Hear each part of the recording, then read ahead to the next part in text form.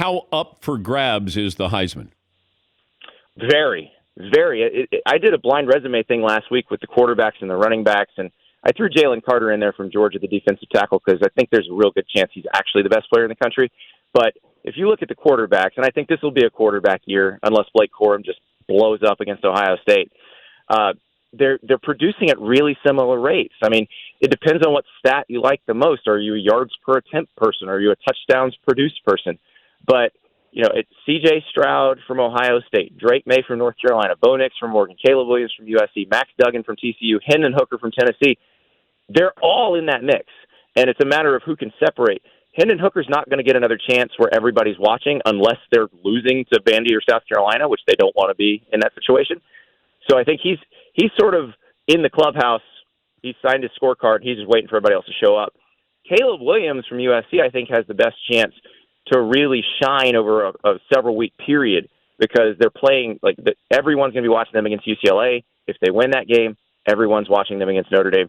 And then obviously C.J. Stroud and Blake Corum, when they play, the nation's eyes will be on that game. And if one of them just has a legendary game, real good chance they win. Yeah, I've been saying Caleb Williams is the dark horse, and keep an eye on him because he has 3 games that will be standalone games.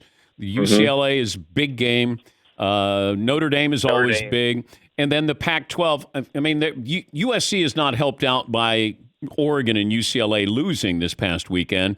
But as far as playing against marquee teams, standalone games, he's got 3 chances where, C.J. Stroud has got the Michigan game. Correct.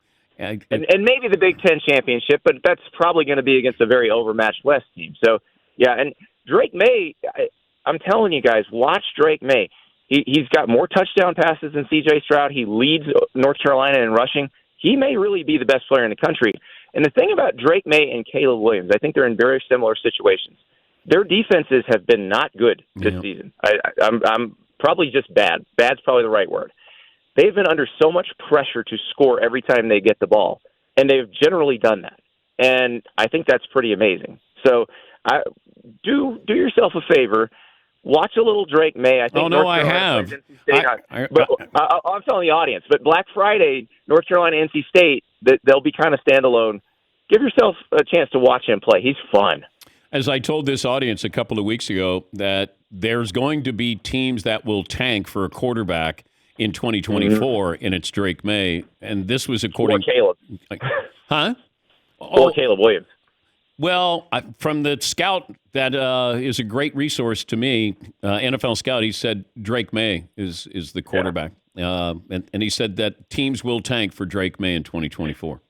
I mean, I might tank for Drake May right now. Like, he came on our show last week, and this is a man who oozes confidence. You know that this guy is in charge, and it's interesting. He was committed to Alabama first. He's the brother of Luke May, who played basketball at North Carolina and was a big star there on the basketball court.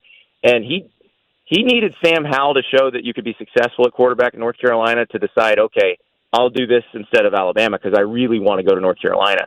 And I mean, they're potentially going to be a 12-1 ACC champ if they can beat Clemson, and that is not something I would have predicted at the beginning of the year.